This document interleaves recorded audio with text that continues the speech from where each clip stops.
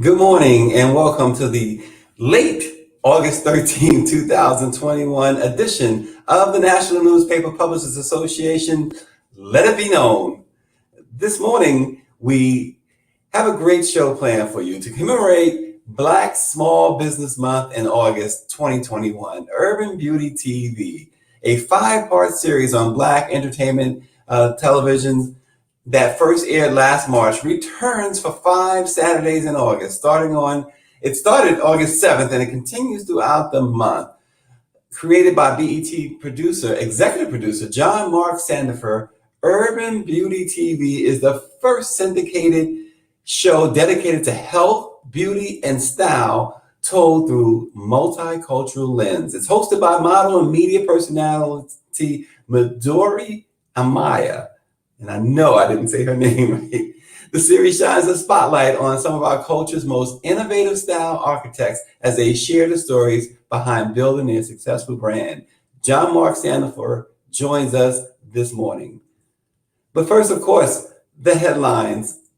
The United States experienced an unprecedented multiracial population growth and a decline in the white population for the first time in the country's history, according to the U.S. Census, which released data on Thursday, revealing the most sweeping picture of America's racial and ethnic makeup in a decade.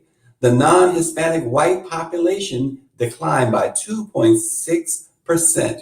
The African American population grew by 5.6%, while the Asian population grew 35% and the Hispanic population rose 23%. These changes reveal that the U.S. population is much more multiracial and more racially and ethnically diverse than what we measured in the past, said Nicholas Jones, the director of Race, Ethnicity Research and Outreach for the Census Bureau's Population Division. The white, non-Hispanic population without another race decreased by 8.6% over the last decade. Also, there were some changes that was made that the census says you have to be cautious about. The white non-Hispanic population is still the largest racial group in the U.S. In 2020, 33.8 million people reported being of more than one race. A small fraction of residents reported being multiracial in 2000. The first-year respondents had the option. You remember, then President Trump put some poison pills in the census. So the big thing with the census too, one of the big things to come out of that is the redistricting map that Republicans are sure to take advantage of. The census does give an advantage to the Republican Party as they vie for the U.S. House next year. And based on early returns, it looks like they have an outstanding chance of retaking the House. Unless, of course, the Democrats in the Senate and the Democrats in the current House can come up with some sort of plan to blunt these gains by the Republicans using the reconciliation process so that they can stop voter suppression efforts that are going on everywhere. So that's one to watch. We're told to by the census that a lot of these maps that'll come out of this will really take shape next month. So it's going to be something to watch and something you can read about at blackpressusa.com and many of our member newspapers across the country. Administrators and career service leaders at some of the nation's top HBCUs also say that recruitment of their students and graduates by major corporations has dramatically increased since the police murder of George Floyd more than a year ago. Public outrage, of course, spread globally after the widely viewed video of George Floyd's death at the hands of former officers in Minneapolis. That motivated many Fortune 500 companies to do more to improve racial equity in the United States, including bolstering the ranks of Black Americans working in corporate America. Since then, HBCU leaders say they've been flooded with millions of dollars in donations from major companies, as well as billionaires like Mackenzie Scott, Michael Bloomberg, and the Bill and Melinda Gates Foundation. The school's leaders caution, though, that it's too early to say with certainty how many more Black college graduates are actually getting hired by major companies. But so far, they've seen a substantial rise in the number of internships and job interviews provided by major brands. So it's also something to keep watching for. Also in the news this morning, an Oregon school district voted Tuesday to ban Black Lives Matter and other political signs, flags, and articles of clothing from their campuses after hearing from a fraction of community members who have opinions on the subject. The Newburgh Public Schools Board voted 4-3 to keep any sort of political signage out of schools. The board will later decide what counts as political, but Black Lives Matter messages were repeatedly referenced during the meeting, as were pride flags. Superintendent Joe Morlock said he will have to meet with the district's lawyers before enforcing the ban. The school board director and vice chair Brian Shannon, who voted for the measure, said the language about apparel is that the main goal of this is to get political symbols and divisive symbols out of our schools so we can focus on the already difficult task of educating our students in the core subjects. So to this school district, Black Lives Matter is divisive. We see a lot of that as well going around the country. This critical race theory, it's spreading. So we'll keep an eye on that as well. Again, these are stories you can read at blackpressusa.com and many of our member newspapers in the Black Press of America across the country. Well, to commemorate Black Small Business Month in August, as we stated at the outset, Urban Beauty TV is airing on Black Entertainment Television, BET we call it, right? And it returned after its debut in March. Joining us right now is the creator and executive producer, Jon Marc Sandifer. Good morning, Jon. Good morning. How are you? Doing great. And Jon, as you enter, we also want to bring on the president and CEO of the National Newspaper Publishers Association, Dr. Benjamin F. Chavis Jr. Dr. Chavis, good morning. Good morning. I'm broadcasting from Phoenix, Arizona. It is 4:50 here in the morning, but I'm glad to welcome our brother to the Black Press of America. Thank you. Thank you. And Dr. Chavis, before we went live, Jon Marc Sandifer was talking about your how he's followed your career, especially secondary, he says, but we talked a lot about your hip hop influence. Oh, well, thank you. Thank you very much, Brother Jon. It is well documented. It is well documented. Well, thank you. Thank you. Well, we appreciate your leadership. We appreciate your creative genius. Thank you. Thank you. Well, and we certainly do appreciate Jon's creative genius. Jon, tell us about Urban Beauty on BET. Well, we're airing on BET Her Saturdays at 10 p.m., so definitely tune in tomorrow. Urban Beauty TV, as you shared at the onset, is the first and only TV show dedicated to hair, health and wellness, cosmetics, style, and fashion.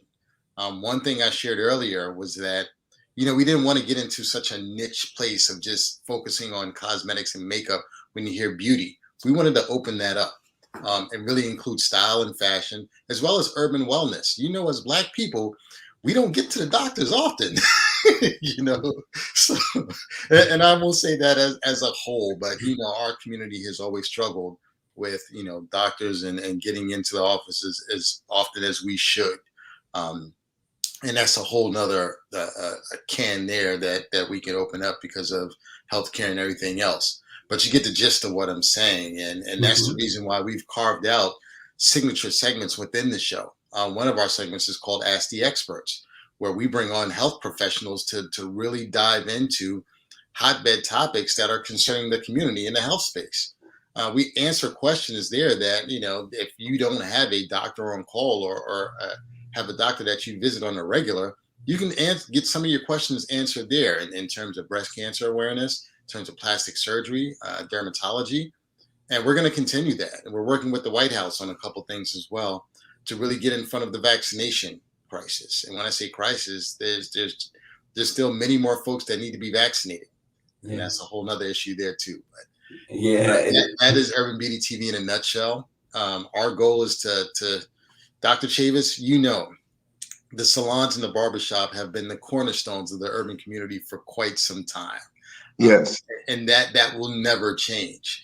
And even on most film and TV sets, the hair and makeup department, the stylist department are the centers, the heartbeat of those productions. And then when you have just the people involved in the space, from the stylist, the hairstylist, the fashion stylist, the barbers, the makeup artists, some of the most beautiful people in the room, not just physically, just spirits. They're the people who put hands on you. They touch you, and you walk away feeling very different after you've gotten out of their chair. So it's an underserved community. We wanted to shine a light on people who are making great progress, great strides in that space, building these multi-million-dollar brands. We wanted to make sure that when you're walking through the aisles of Walmart, CVS, Target, wherever, when you see these brands on the shelves, we just don't want you to know that they're Black owned. We want you to know the story behind these brands, how they got there, how these brands were created. And that's really the focal point of Urban Beauty TV, telling those stories. And that's the first season. As we start getting into pre-production and start working on the next season, we still have these profiles of the beauty entrepreneurs there, but we're also going to really expand more into urban wellness. So that's our goal. That's who we are. That's what we do. And I'm glad to share that with our audience here. Make sure you tune in Saturdays at 10 p.m. on BET Her. Yeah, absolutely. And Jon, beauty is a huge thing, as you and I talked about prior, in the African American community, male and female. Dr. Chavis is out in Arizona right now. I'm in New York. No matter where you go, right? It's a necessary thing. Tell us about some of those stories behind those who create the beauty products and the things that we see on the shelves. Well, I got to tell you this, and like I shared with you, the Black community has always had an affinity for beauty itself. Some of our stories, when you look at our format within our half hour, it's not just focused on one entrepreneur per block, right? No, each episode features about 7 different stories. So it's a magazine format, and they range from salon owners like a Tahiri Carter, or brand owners like a Monique Rodriguez, who's the #1 selling brand with Mael Cosmetics, with Mael Organics in Walmart. So I think it's important that, 1, we have this platform, and 2, expand this platform for all areas for people to really dive into these stories. Because again, it's not just to educate and inform. We're looking to inspire. This show is aspirational. We want to inspire the next wave of entrepreneurs who are out there, who are in this space, who are sitting at home watching TV saying, like, you know what, I have an idea for a brand as well. So it's not only just about showing you, these people who and their stories and who they are, but also igniting that flame within you to say, hey, you can go out and do this as well.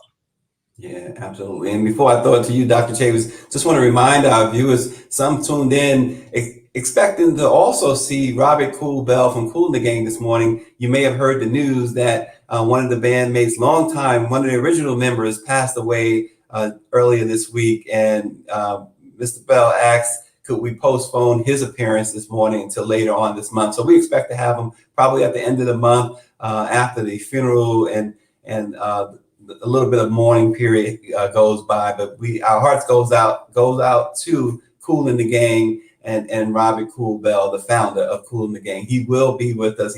He promises that. In fact, Dr. Chavis, he said that he wanted to come on anyway, but his people told him it would probably be best. They didn't want him to be a spectacle this morning. So our hearts go out to him. Dr. Chavis, I'll throw it to you. Right. We send our condolences to Kool and the Gang and to all of the families. And we celebrate the life that is passed on. And we still celebrate the gift, the creative genius of Kool and the Gang. But I want to go back to Jon Marc. Jon Marc, I want to thank you. As I sat and listened to you this morning, the NMPA, we are Black-owned businesses. We own our newspapers.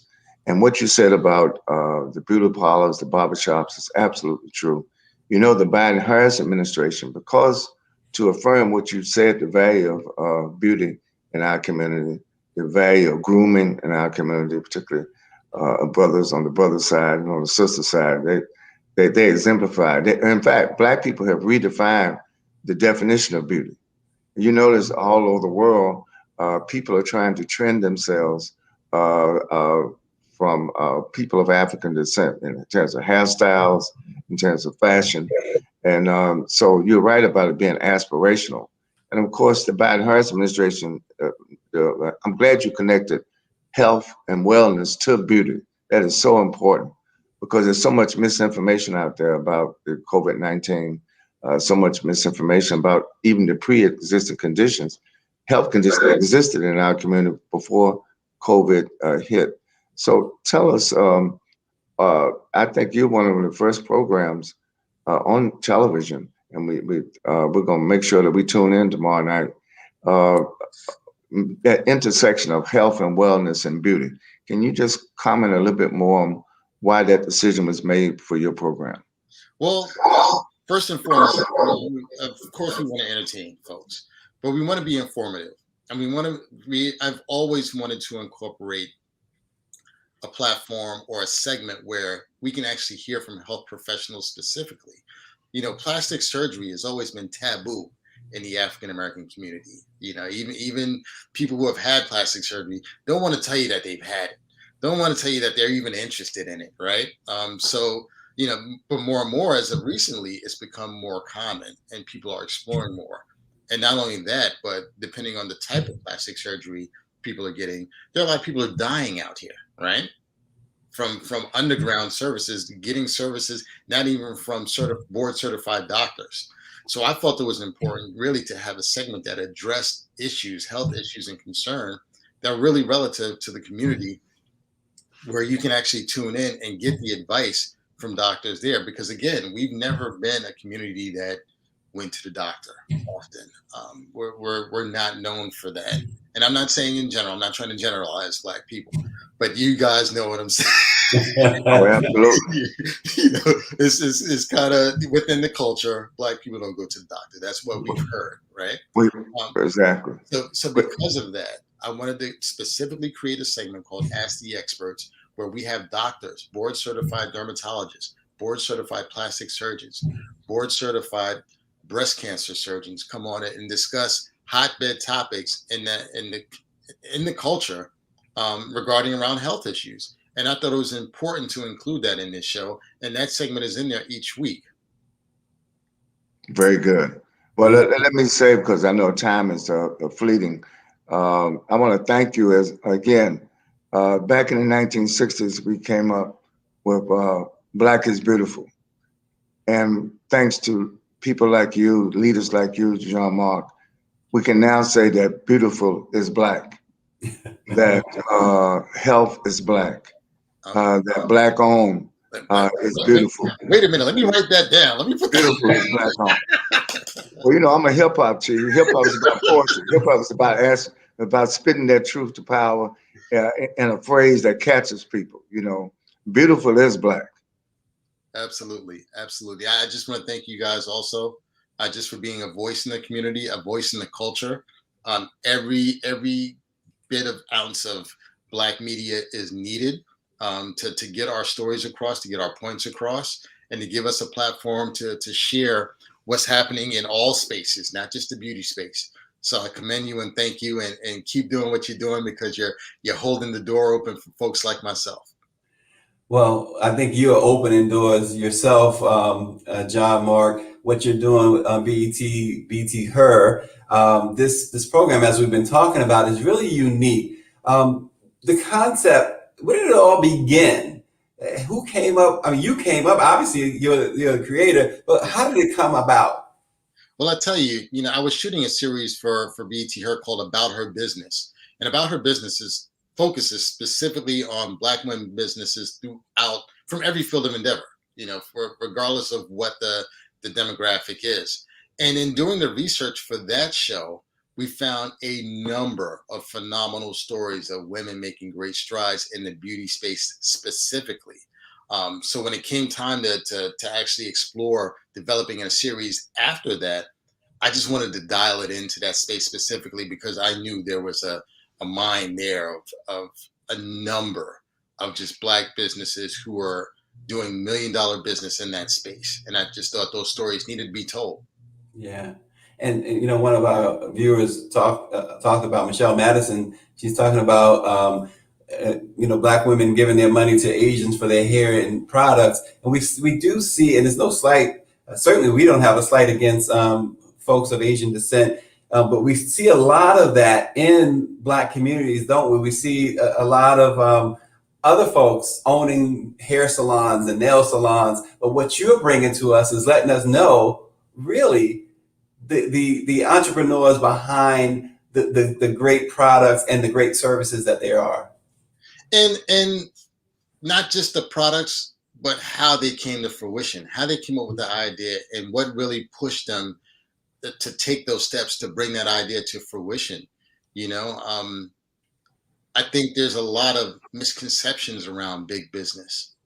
Sometimes there are people at home who have ideas who don't push forward with them because there's these preconceived notions that it takes too much to do this, or I can never do that. So one of the things we wanted to do was kind of paint a picture, a path to success of entrepreneurship, where you can hear how these stories went from idea to the next step. Well, I had this idea and this is what I did, and I did this next, and then I did that, and I did this. And we wanted to kind of paint that picture of those steps to kind of really show the brilliance behind the thinking of a lot of these Black women and men out there who are making these products, but also show that it takes just a little bit more than just the idea, right? Right. There's that perseverance. There's that desire to see this through, to succeed. And that's all baked within it. And I think once you understand, like, well, this person, well, we're the same age.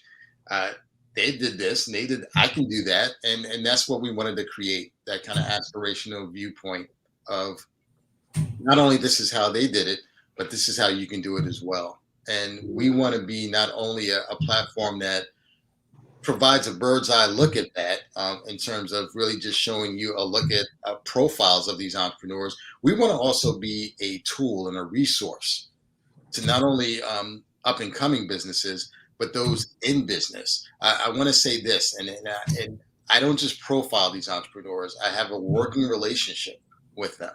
That I don't just go out and shoot them and then thank you and then you watch them on TV. We're always in conversation. We're creating a community of entrepreneurs, and we have discussions. And when it's not, I was getting ready to say it's easy to start the business. It's not easy to start the business, but it's even harder to stay in business, right? So we want to be able to provide tools for those entrepreneurs out there to continue to grow and flourish. We want to see them successful. So that's what we want to do. Not just shoot the show and shoot the profiles, but also create a community of entrepreneurs that continue to grow and flourish within the community. And tell us about Jon Marc Sandifer. Tell us about you, where you're from. Tell us a little bit about your background. I'm born and raised in Harlem, it's like I told you earlier, it's an honor to be on with Dr. Chavis, because how many people can say they had a conversation with a man who shared the spotlight with DMX and Belly, a film that spent a lot of time in Harlem.